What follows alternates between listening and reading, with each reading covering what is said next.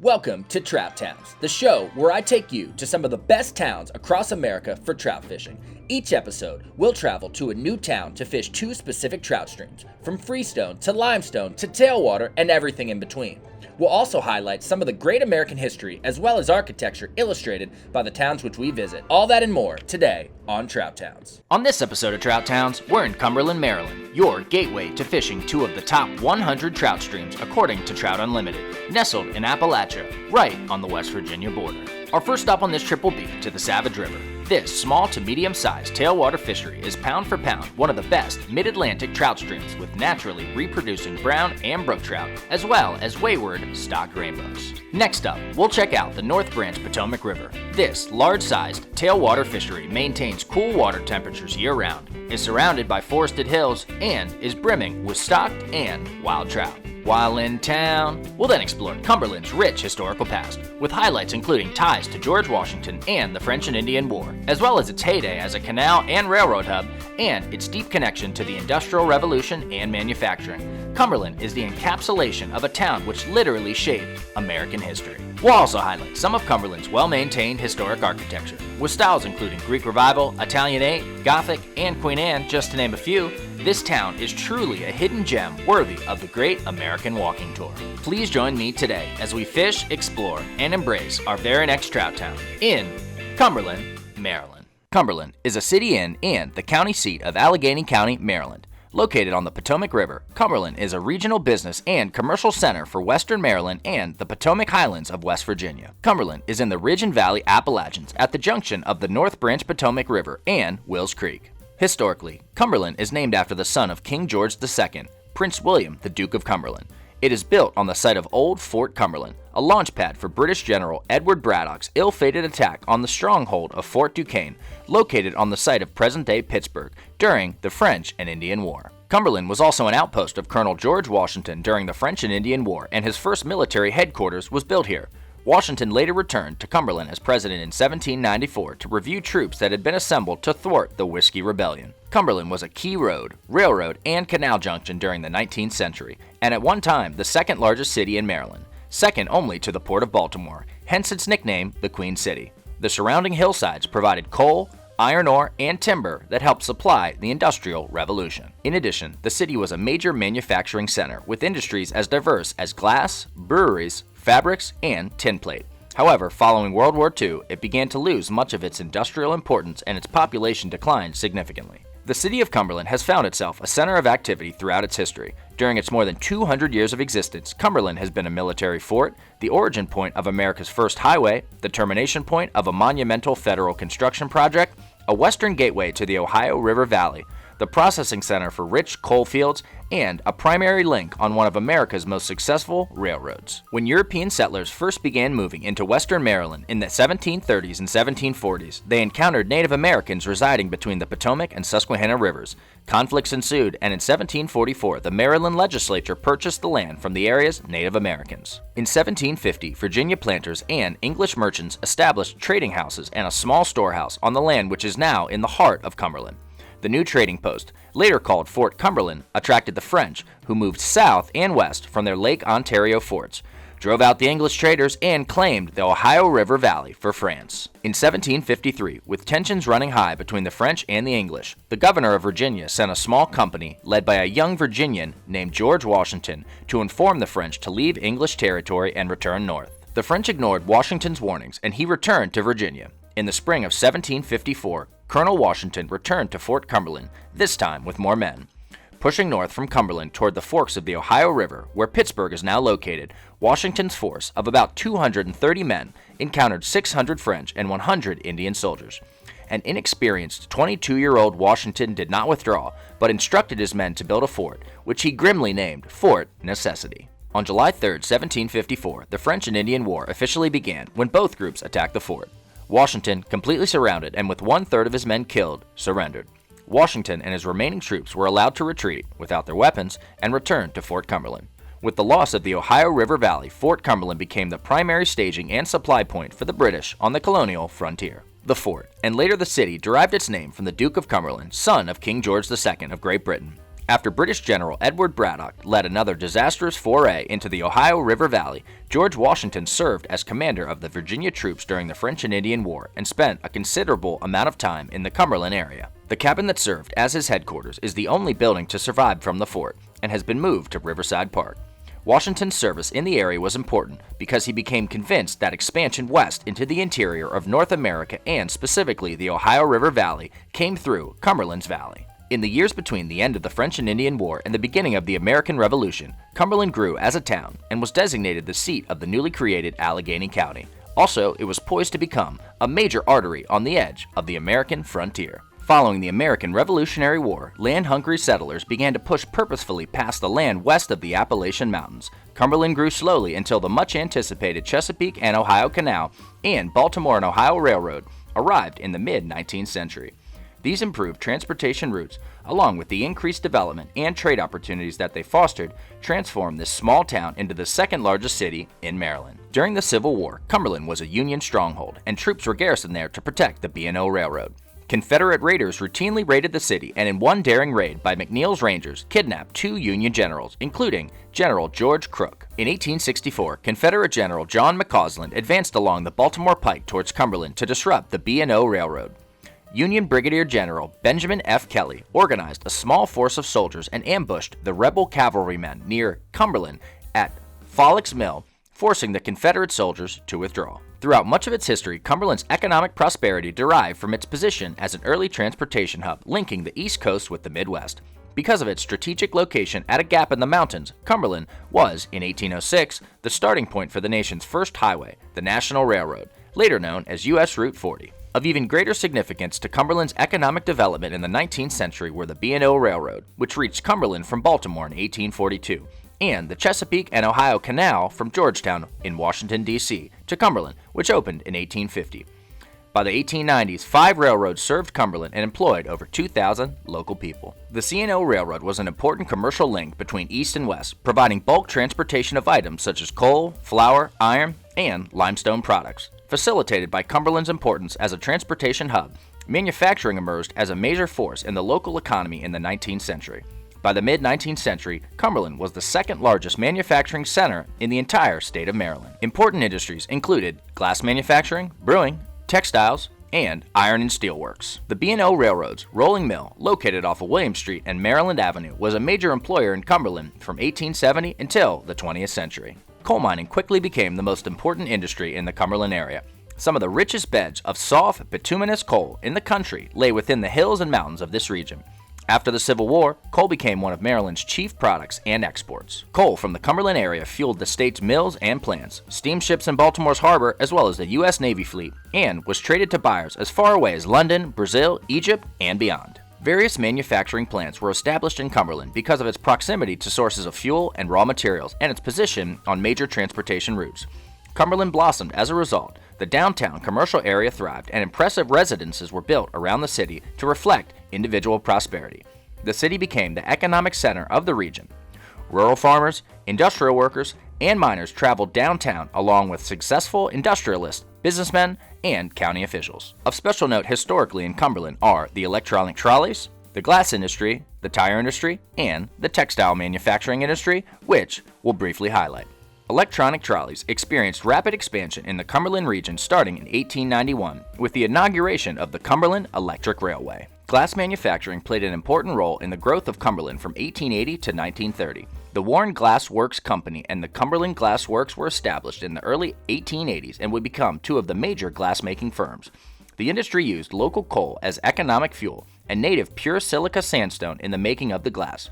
At the peak of its production around 1920, well over 1,000 people were employed in the glass factories and decorating shops. With respect to tire production, a deal between Cumberland and Kelly Springfield Tire Company was sealed in 1916, and groundbreaking for the first plant along the Potomac River across from Ridgely, West Virginia, began in 1917. The first tire was produced in April 1921. At its peak, the company employed well over 2,000 people. In reference to Cumberland's textile manufacturing, the American Cellulose and Chemical Manufacturing Company began construction of its Cumberland facility in 1918 with production of cellulose acetate yarn for the textile industry.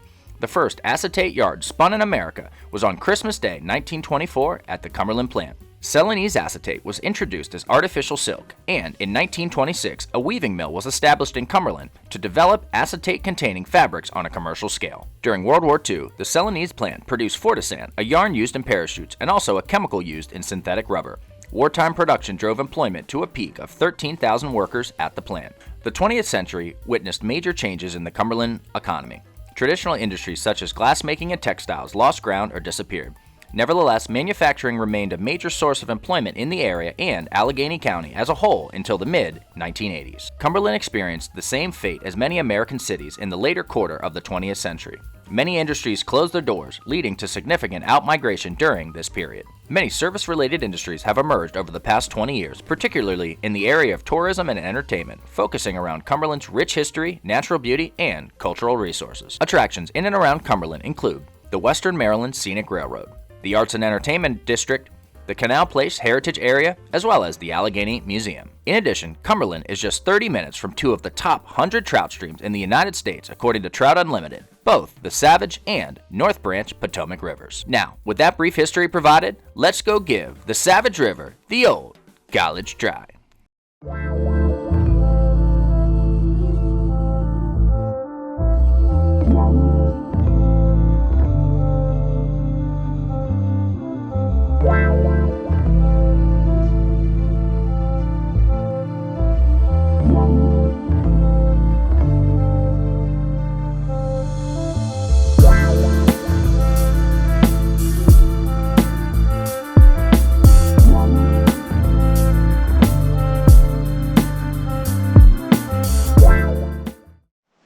All right, so just about 25 minutes away from Cumberland, historic Cumberland, Maryland. We are now in extreme Western Maryland, right near the West Virginia border, looking at one of the top 100 trout streams, trout rivers, in the entire country according to Trout Unlimited, and that is the Savage River. So this is a relatively short, in terms of its length, tailwater fishery. There's a large reservoir about 4 or 5 miles up from here. This river is only about 4 or 5 miles long, but it is incredibly diverse. It has wild brown trout, some of which get very large. It has naturally reproducing brook trout, some of which also get pretty large, 12, 14 inches. A lot more browns than there are brook trout. And then also, because the Savage River, after about 5 miles, dumps into the North Branch Potomac River, where they stock rainbow trout, there is also some stocked and or holdover rainbows you can catch on the lower sections of the Savage.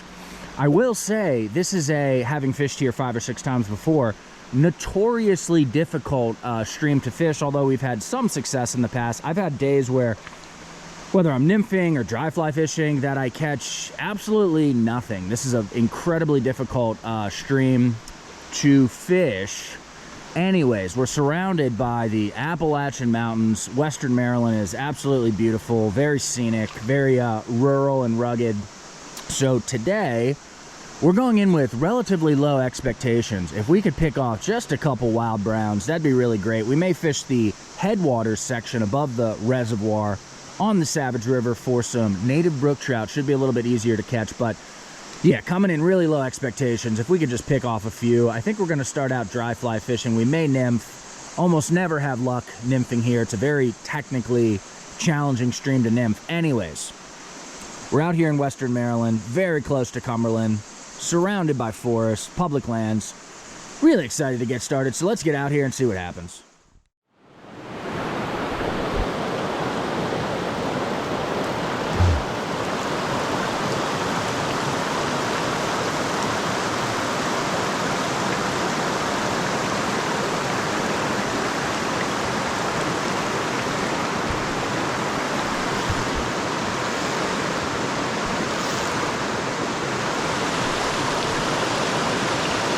Just got a fish.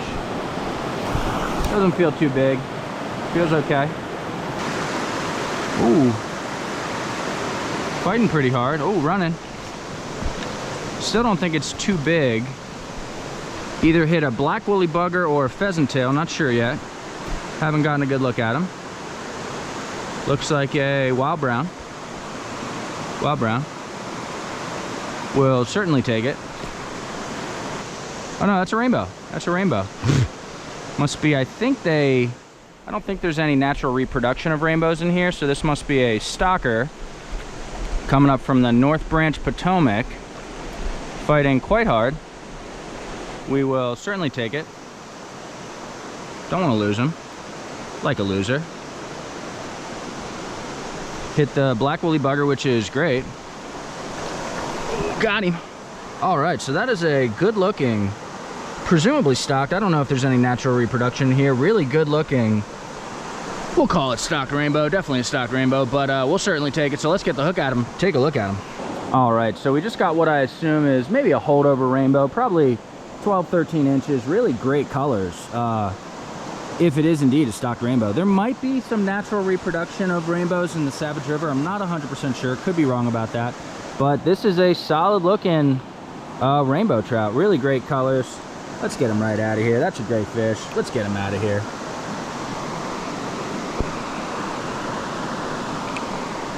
See you later, bud.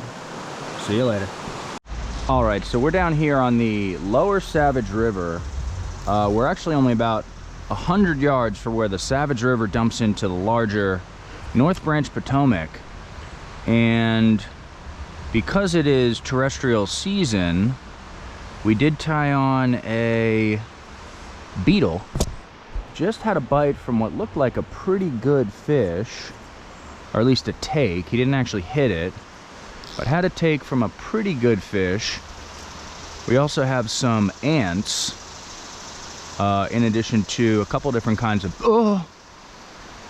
The fish went up for it again, probably realized it wasn't an actual beetle, and slunk back to the bottom, but we're actually getting some interest on these beetles. So we're gonna stick with this for a little bit, see what happens.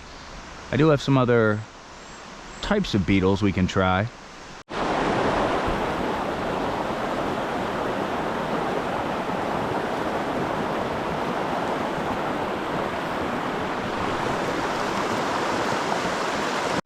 Just got a fish, little guy, little wild brown. Hit a beetle. Hit a beetle. Let's try to get him over here. Got him. All right. Oh no, that's actually a naturally reproducing brook trout. Hit a foam beetle. That's lovely. That's wonderful. Let's get the hook out of him. Take a look at him. On a medium-sized tailwater like this, I always found it surprising that there are naturally reproducing brook trout as opposed to just being crowded out by the browns. But we got a beautiful, probably 6-7 inch naturally reproducing brook trout. I don't know if I should call him native, wild. Let's just call him naturally reproducing. Let's get him right out of here.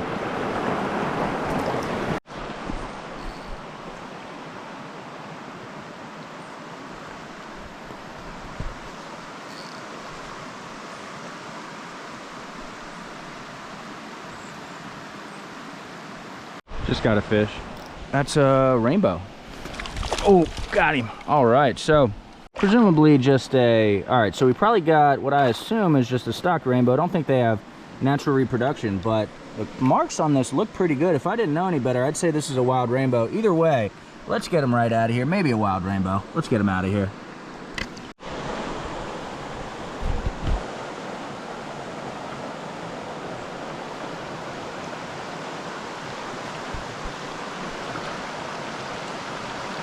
Just got another fish. Looks like a brookie. Looks like a brookie. Let's get him over here. Not bad. Not a bad brook. Hold on, bud. Hold on. Oh, got him. All right. So no browns yet. And this fishery is most well known for its browns. But that's okay. Just got a brookie. Let's get the hook out of him. Take a look at him. Solid brook trout. Let's get him out of here. Very feisty. A lot of vigor. We like vigor. Hold on, bud. Hold on. Oh, he's almost getting out of the net. Quick look at him. Real nice, real healthy and thick. Probably about 5-6 inches. Let's get him out of here. See you later, bud. See you later.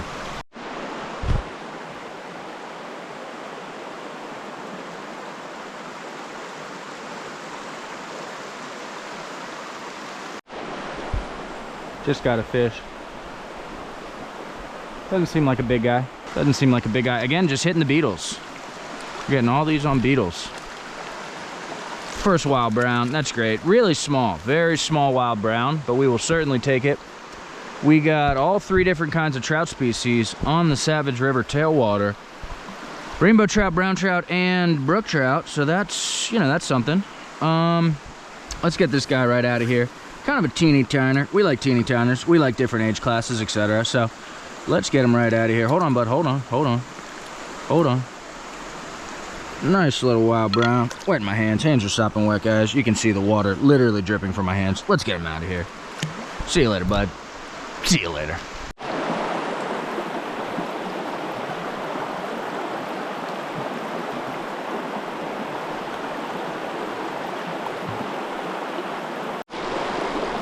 Just got another fish on the beetle.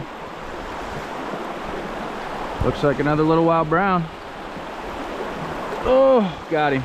All right, another little teeny tiner. That's okay. We'll take a look at him and get him out of here. Another probably 5-6 inch, 4 or 5 inch wild brown. Let's get him right out of here.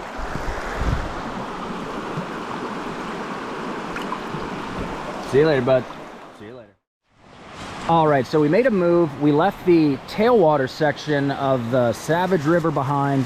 We are just above the reservoir or lake, and just for a little bit, maybe, I don't know, 45 minutes at the most, we're just gonna come up the upper section of the Savage River. This is where it is a beautiful, kind of small to medium-sized freestone stream. Presumably there will be, hopefully, some brookies up here, so not gonna put a lot of effort into this as far as time, but yeah, let's get out here and see if we can catch some native brook trout.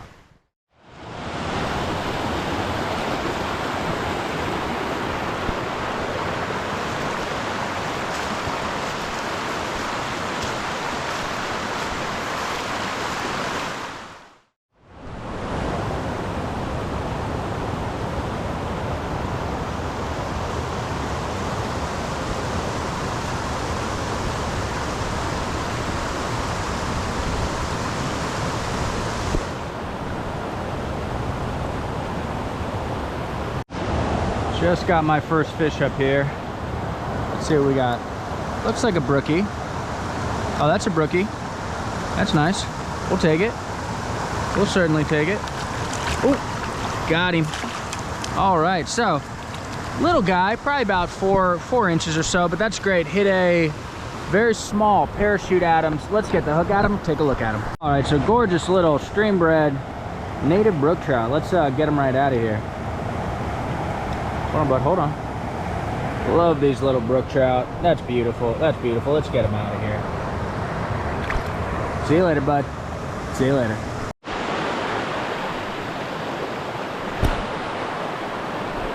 Got him. Got him. That's a brookie. That's a brookie. Let's get him over here. Got him. All right, so another kind of small guy, about 4 or 5 inches, but beautiful color. So let's get the hook at him and take a look at him. Another stream bred native brook trout here on the Upper Savage. Really love seeing these brookies. Let's get them right out of here. See you later, bud. That's a nice one. That's pretty good.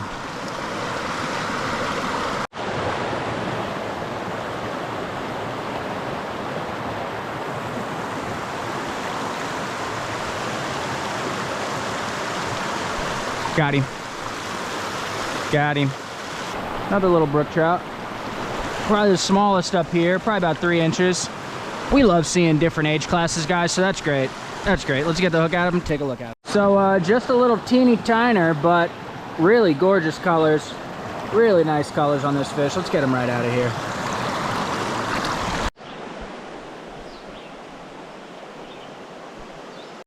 Got him. This one feels all right. Not big, but not bad. We'll take it. We'll certainly take it. Yeah, another small guy. That's okay. Oh, all right. So another teeny tiner. Let's get the hook out of him, take a look at him, get him right back in the water. I mean, he's in the water right now, but you know what I mean. You know, I'd rather catch one of these than a stocker any day. Look at that. That's great. That's great. Just got another one. Feisty. Real feisty. We like that. We'll take it. We'll freaking take it. They're hitting the parachute Adams. They're all taking the parachute, which is wonderful. Well, this one's not bad. This one's not bad. That's a good 5-6 incher. That's great. So let's get the hook at him, take a look at him. All right, so that was the best fish up here. And what do you know? As soon as I got the hook out of him, he slipped away, slipped away. That's okay. We touched him. It counts. Really nice brookie, probably about 7 inches. Just trust me. All right, so we pushed up as far as we're going to on the Upper Savage River. If you like small stream, native brook trout fishing, catch and release only, this is not a bad option. Really nice. But anyways, we're gonna head back to the tailwater section right now.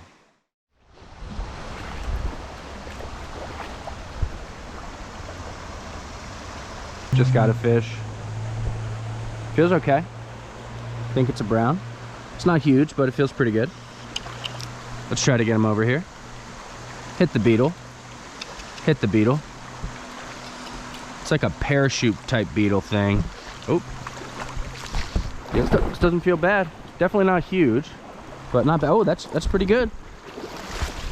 Pretty good. Got him. Got him. All right. Yeah, dude, that's a sick brown. All right, so that's like a legit fish. That's probably like a 12-13 inch wild brown. Hit the foam beetle with a little parachute on top. I don't know what the parachute's for. Do beetles have parachutes naturally? These are the questions we'll never have answers to. Anyways, just got best wild brown so far on the Savage River. Let's get the freaking hook out of him. Take a freaking look at him. That's so great for me, guys, just for me. So although they get much bigger, this is an excellent Savage River wild brown, probably about 12-13 inches. Let's quick take a look at him. That's a great fish. That's a great fish. We're just reviving him in the net, you know, super ethically. Let's let him, you know, rest up a little bit here and we'll get him right out of here. That's great. That's a great fish, guys. Great fish. Let's get him out of here.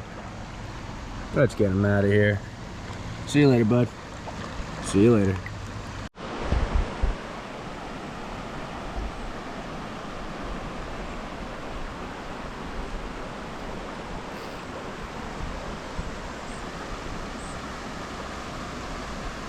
Just got a fish.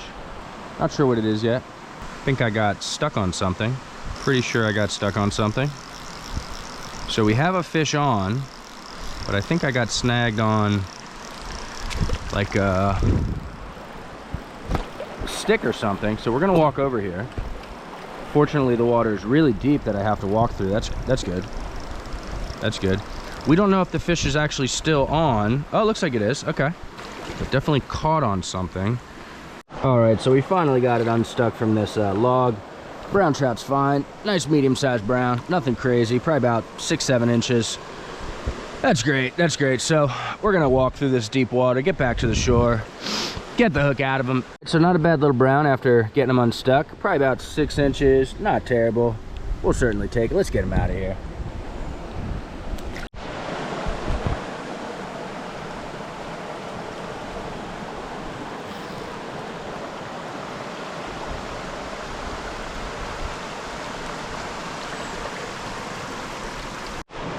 Just got a fish. Haven't gotten a look at him yet. Haven't gotten a look at him yet. Ooh, that's a brook. That's a brook. Oh man, can't reiterate enough how wonderful it is to see naturally reproducing brook trout on a tailwater this size. Although, you know, relatively small tailwater, all things considered. It's really nice. And this is a pretty good brookie, not too bad. Nice and thick and healthy. Probably, I don't know, it's 5-6 inches. Hook pop right out of him, super ethically. Let's get him right out of here. Nice native brook trout. Let's get him out of here. See you later, bud. See you later. All right, so with this beautiful river right in front of us, let's quick wrap up for today. So we are on the Savage River tailwater in western Maryland, right near the West Virginia border. And we've been quite successfully fishing for stocked rainbow trout, potentially wild, but let's say stocked rainbow trout, wild browns, and naturally reproducing brook trout. Also some true native brook trout in the headwaters section of this stream. Anyways, although it can be incredibly challenging, the Savage River is truly one of the best trout streams for wild and or native trout in the mid-Atlantic region of the eastern United States. Didn't catch any of the 20-inch browns, but still did pretty well. So anyways, with that said, let's head back to Cumberland.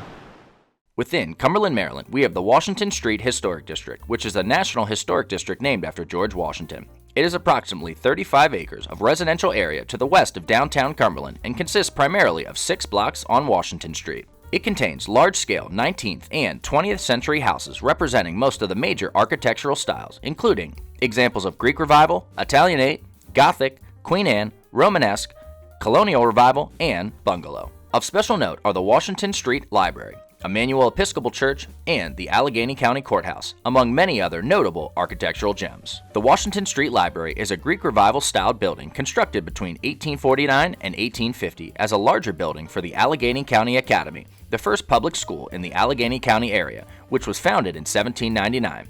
The library first opened its doors in 1934. The Emmanuel Episcopal Church is built on the foundations of Fort Cumberland, where George Washington began his military career. Earthworks from the fort, built in 1755, still lie beneath the church. Although the Emmanuel Parish dates back from 1803, the cornerstone of the current native sandstone building was laid in 1849 and completed in 1851. The church even still contains the original Tiffany stained glass windows from 3 distinct periods. It is one of Maryland's finest examples of early Gothic Revival architecture and is modeled after St. Paul's Church in Brighton, England. The design is typical of ecclesiastical architecture of the second quarter of the 19th century, especially that of the Episcopal Church. The Allegheny County Courthouse is the Maryland Circuit Court for Allegheny County. With Richardsonian Romanesque styling, the courthouse is a prominent part of the city's skyline today. Designed in 1893, this was the first major commission of local architect Wright Butler. Butler based his design for this public building on the Richardsonian Romanesque architectural style, and characteristic of this style, the courthouse combines the use of brick highlighted with stone belt courses and presents a uniform, rock-faced exterior finish. The building's ribbons of windows set deeply into the walls and large, arch-type entry are also typical of the Richardsonian features. In addition to the Washington Street Historic District, we'd like to highlight some additional buildings in the historic core of downtown Cumberland. First up is 71 Baltimore Street. One of the most architecturally distinctive structures on Baltimore Street is the former Second National Bank, which was constructed in the 1880s. The style represents a mix of Byzantine and Romanesque influences and features orange-colored brick with brownstone trim. Next up is the Lila Building, originally the Third National Bank, once considered the largest financial institution in Maryland outside of Baltimore. The structure was designed by local architect Wright Butler and was built in the early 1900s. Here we have the Schwarzenbach Building, a late example of Beaux Arts classical architecture designed in 1911 for George Schwarzenbach and his clothing store. Notable for its impressive mansard roof, the structure likewise features elements that were inspired from the style's French origin. Also, let's take a look at 118 Baltimore Street. Built in the early 1900s as the Rosenbaum department store, the building utilizes a number of Romanesque details, including 3 large arcades and 3-sided bay windows above the street level. Here we have the Fort Cumberland Hotel. This 6-story brick structure that was constructed in 1917 during the city's height as a railroad center. Among the significant features are the classically inspired and decorative stonework, especially around the top cornice and above the upper story windows. Lastly, let's take a look at City Hall. Built in 1911 after a fire completely destroyed the former building, this structure was built in the neoclassical style. Now, if you'll indulge me for just a few moments, we'll go on an architectural walking tour of Cumberland, Maryland. And then, I promise, we'll get back to catching some nice trout.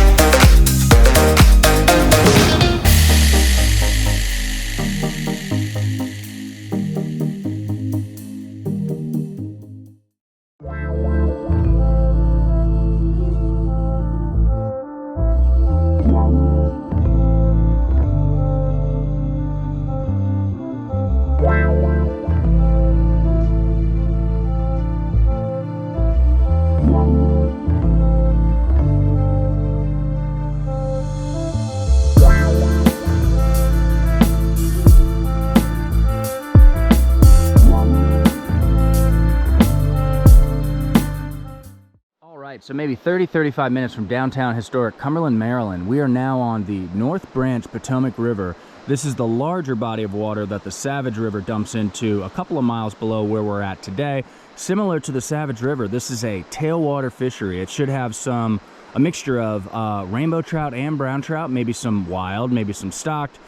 As you can see, this is probably 2 or 3 times bigger than the Savage River. It's a tailwater, similar to the Savage River. Anyways, we're surrounded by beautiful public lands on either side of the West Virginia and Maryland border.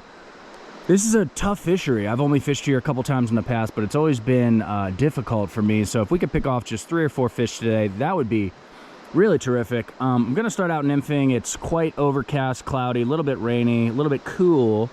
But if it warms up, sunny's up later, maybe we'll throw some dries, who knows. Anyways, let's get out here and see what happens.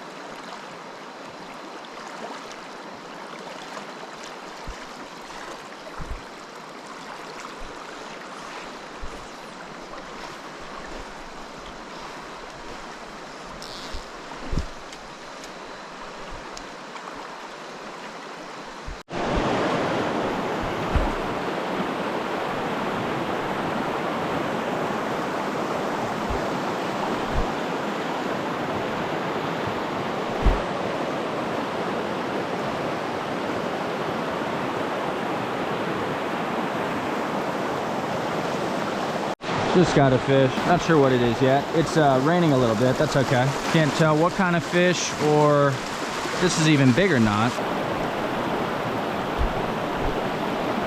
Caught him in a terrible location. That's a rainbow trout. Oh, and we got him. All right, so we got an excellent looking, I don't know if it's a stocked fish, wild fish. Looks really good, so let's get the hook out of him, take a look at him. That's great. All right, so we either got a really quality stocked rainbow trout or a wild rainbow trout, not sure. Let's quick take a look at him. Real nice fish. Let's get him out of here. Nice fish. Let's get him out of here. See you later, bud. All right, so after not catching a fish for a while, the weather did clear up. No more rain. It is quite beautiful out now.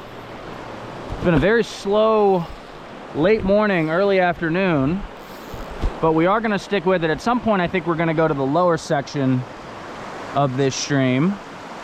But for right now, we're going to stay up in this upper reaches section. Haven't seen any fish rise, although it got pretty nice out. It's sunny. Not a lot of bug activity. Haven't seen any fish rise. So we are going to stick with nymphing for the time being. I just have on some pheasant tails right now, large and small, and we're just drifting them through any fishy looking water.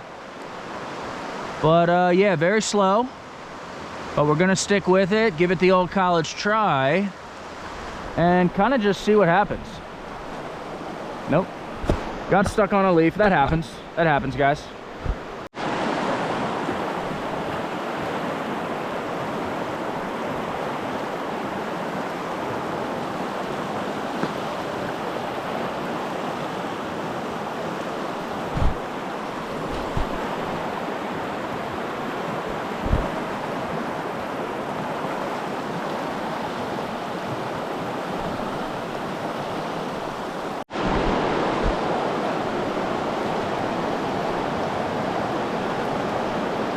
Just got a fish.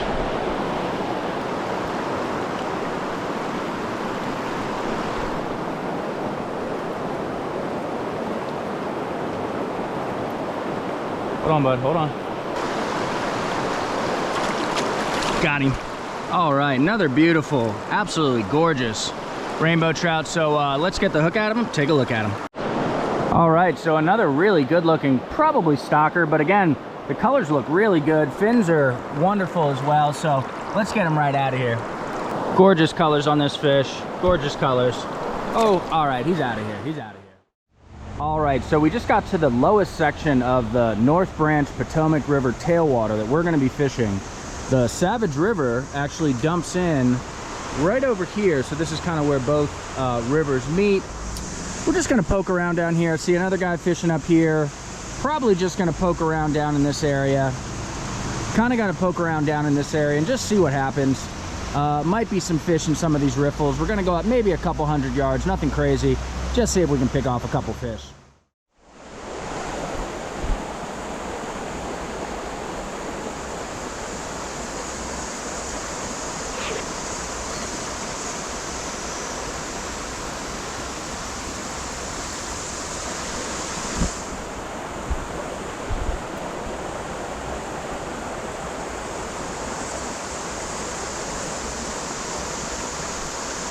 Just got a fish. Not sure what it is yet. Probably a stock rainbow, if I had to guess. Ooh, no, it's a kind of small to medium-sized wild brown. We'll take it. Love seeing wild browns on the lower North Branch Potomac River tailwater section. Wonderful. Yeah, that's kind of a teeny tiner, but we'll certainly take it. That's great. Let's get the hook at him, take a look at him. Beautiful little wild brown. Great to see on the lower North Branch Potomac. Specifically the tailwater section. Anyways, nice like 6-7 inch, probably about 6 inch wild brown. Beautiful colors in the adipose fin. Let's get him out of here. See you later, bud. See you later.